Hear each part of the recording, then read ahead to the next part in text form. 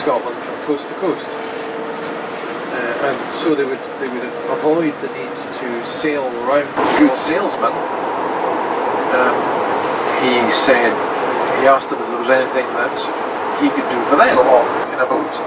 A man called Adam, who eventually became a saint himself. Notice that St Mungo doesn't go out on the loch himself. He delegates that to one of his followers. And Adamnan summons this creature from the water. Some of the newspapers offered rewards if this creature could be captured or put.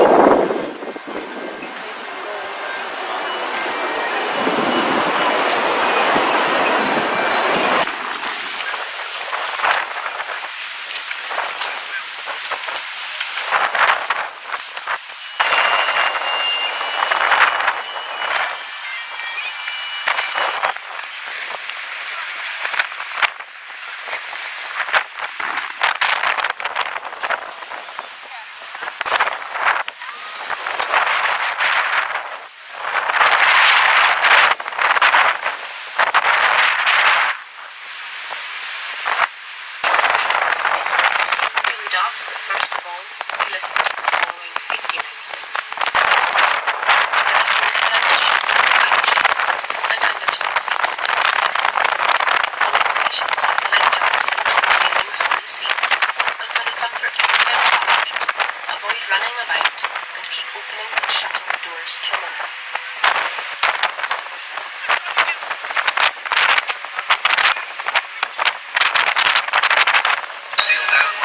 Most famous waterways and hear about its history, legends, and the people who shaped its story. Today's cruise takes us into the wider horizon.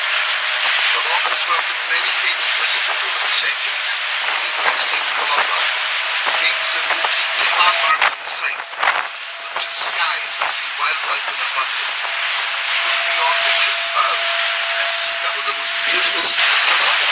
You will find smaller screens which will help you see what lies beneath the water. As we progress, you can see that the depth of the water changes.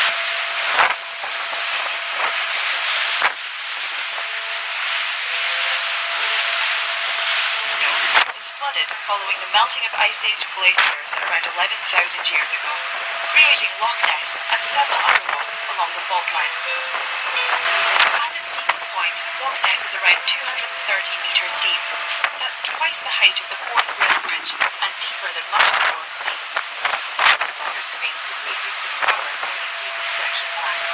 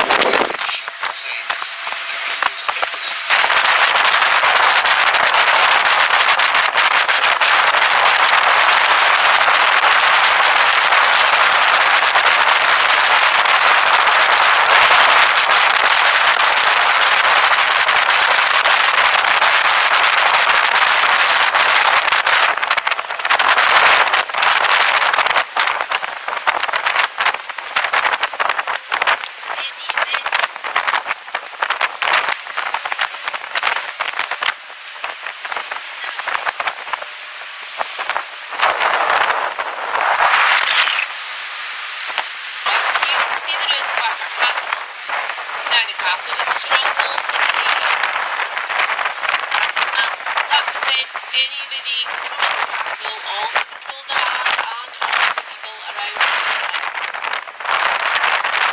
So far the not just among the Scottish land, but between Scotland and the English. It's found actually 1692 and it was found there at one of the boat.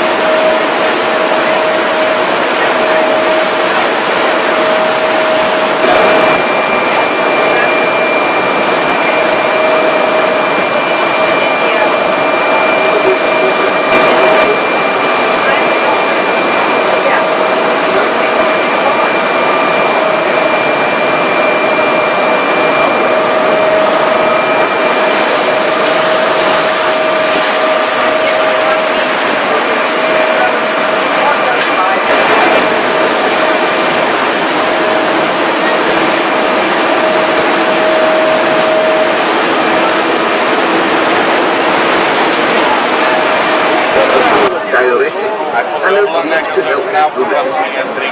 Many things are spoons and boxes, as well as witches' brooms.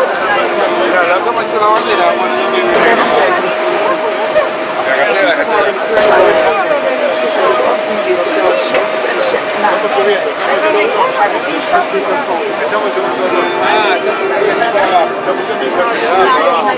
Forest lands on either side are largely managed by the Forestry Commission of Scotland.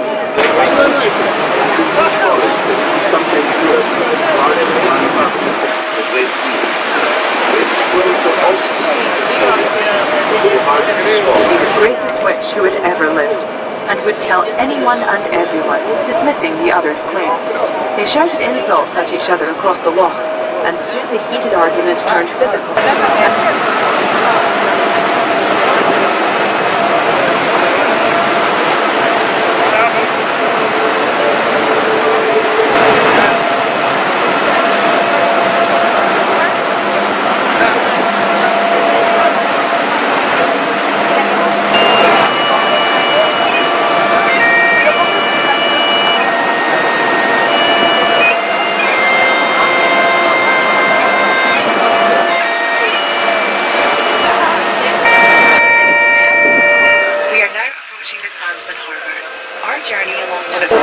To end the story. Farewell to the mountains high covered with snow. Farewell to the straths and green valleys below. Farewell to the forests and wild hanging woods. Farewell to the torrents and loud pouring floods.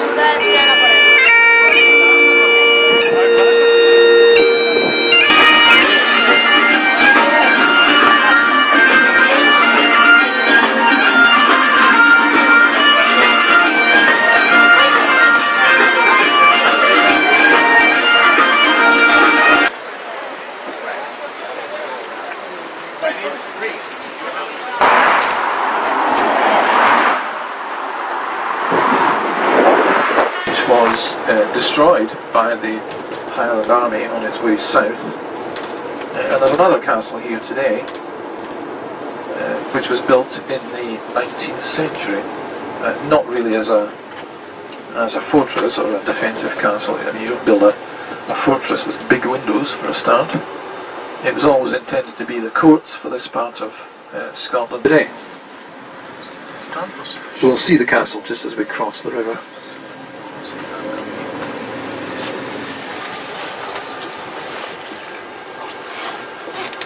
But Inverness is quite an important place. It's the headquarters of Highland Council. It's as far north as any of the big stores will go, so people come here from a huge area of the north of Scotland to do their shopping. It's an education centre, there's a university here, but I must say I've never found one. It must be well disguised, whatever it is. Now look to your right, you'll see the castle, like scaffolding on it today. It's built on the original foundations of the medieval castle. If you look at that short drum tower that's close to us, you can see the bottom third of it.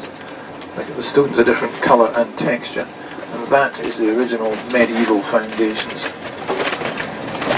This is the riverside area, quite a pleasant part of town. There's a lot of nice Victorian churches in Inverness, which is the sort of thing that I like. And that little suspension bridge there, it's a pedestrian bridge now. It's known as the bouncy bridge because it bounces when you walk over it. Another Victorian piece. As I say, it's got its fair share of eyesores like this building here. God knows what they were thinking about in the 60s and the 70s. Not beautiful architecture anyway. And the Scottish.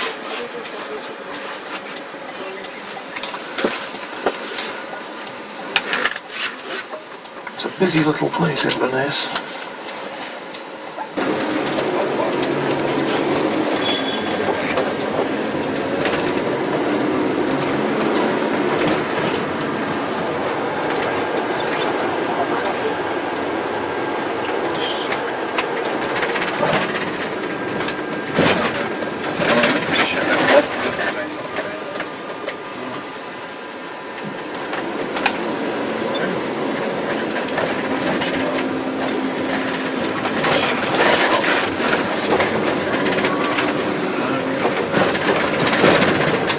Anyway, let's get back to Bonnie Prince Charlie. A hero by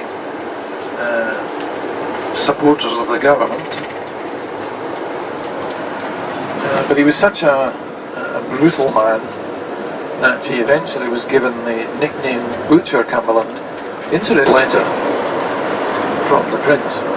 So the last act of the Highland Army before it disbanded to take what chance it could was to set fire to Rutland Barracks and burn it to the ground. And we will see it, at least if you're awake by that time, we'll see it the way they left it in April 1746. A roofless ruin. We're started to head south. We have done a little over half the mileage for today. We're still a long way from Glasgow. One or two things that I'll want to point out to you, but not very many. Lots of scenery still to see, but we've been together.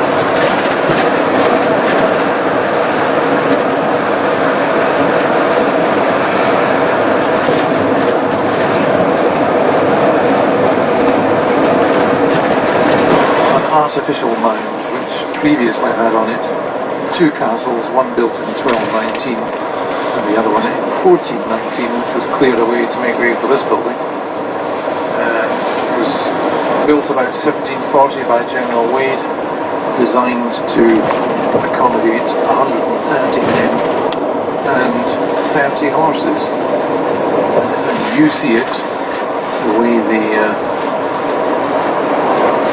Highland Army left it in April 1745, a roofless ruin. And it is quite an impressive ruin. As I say, it's floodlit at night, it looks particularly good there. So that's where the final Highland Rebellion really ended in April 1746.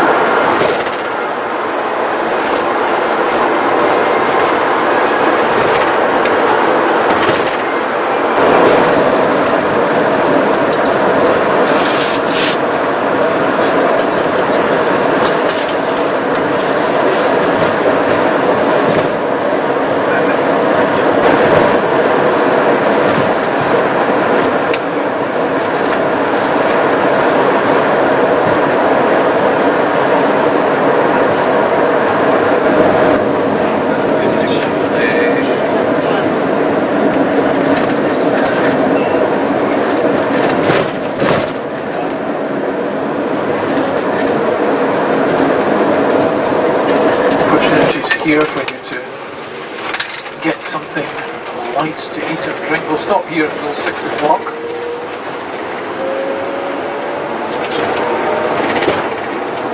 Give you an opportunity to stretch your legs, have a wander around the town. What you will find, there are plenty of places to eat and drink, but you will probably find that most of the shops in the town are closed.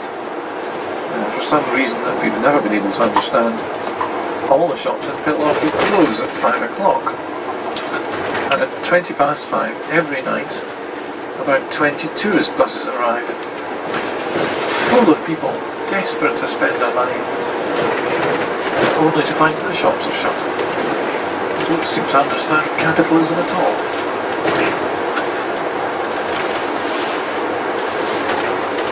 One of the places that benefited from the arrival of the railway in the 19th century.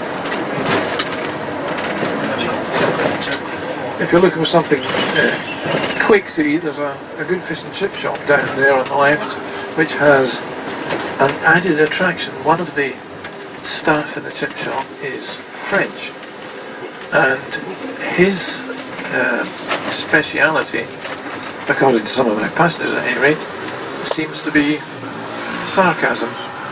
So if you would like a Frenchman to serve you chips and be sarcastic to you, and who wouldn't, then that's the place to go in the 13th century, I suppose. So from that point onwards, Wallace was an outlaw, a fugitive, hunted wherever he went by the English, and he attacked the English wherever he could find them.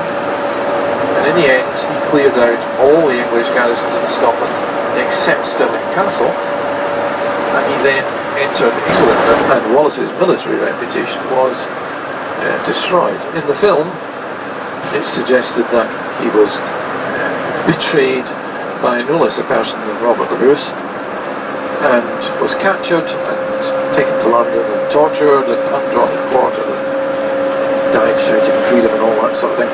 That didn't happen. To travel widely in Europe to try to gather support for the Scottish cause against the English. But eventually he was betrayed in 1305 by, not by Robert the Bruce, but by a man called Sir John Menteith. And he was captured and he was taken to London and tortured, undrawn and quartered, all the rest of it. Died more or less in the way that you saw in the film. So after 1305, Wallace is out of the picture. His family were much more senior nobility than Wallace's were, quite close to the throne in fact. The Bruces had come from Normandy originally in 1066 with William the Conqueror, but by this date, the beginning of the 14th century, they'd already been established in southwest Scotland for more than 2 centuries, and they weren't very senior members of the nobility. He had a number of battles with the English which he lost, but he persevered, and eventually he succeeded in achieving what Wallace had achieved in Scotland. He cleared out all the English garrisons except Stirling Castle again. But apart from a bit of raiding, he didn't go into England, both of which were conquered by England, admittedly in the distant past. Scotland became part of the Union of Great Britain voluntarily, and that happened a long time after the Battle of Bannockburn, nearly 400 years after, in 1707. And it came about really for 2 reasons, one of which we've already talked about, the fact that in 1603, when Queen Elizabeth died, James VI became king not only of Scotland but of England as well. So the union of the crowns is important. But the two countries were still independent of each other for more than 100 years after that date. The most elaborate one we had, well worth a visit if you've got the time while you're here, easily accessible by train from Glasgow. It takes about 40 minutes to get there. That tower is the Wallace Monument, and it stands on the spot where William Wallace stood to watch the Battle of Stirling Bridge. The bridge is between the castle and the town, exactly 600 years after the Battle of Stirling Bridge. And inside that tower are some relics of William Wallace, fairly incredibly, because it's now well over 700 years since the Battle of Stirling Bridge. Among those relics are, or is to be a very tall man, very big man. Some sources say more than 7 feet tall, but I don't think that was very likely at that time. But he could have been 6'6", that would have been very tall for that time. The sword in that tower is 5'6" long. Mel Gibson was Patriot. But I suppose, really I shouldn't be too rude about it. You get quite a good view of the castle here. It sits on volcanic rock, very hard rock, very slippery when it's wet, and of course this is Scotland, so it's most of it. Duke of Wellington statue in Glasgow. And this is what they do with English war heroes.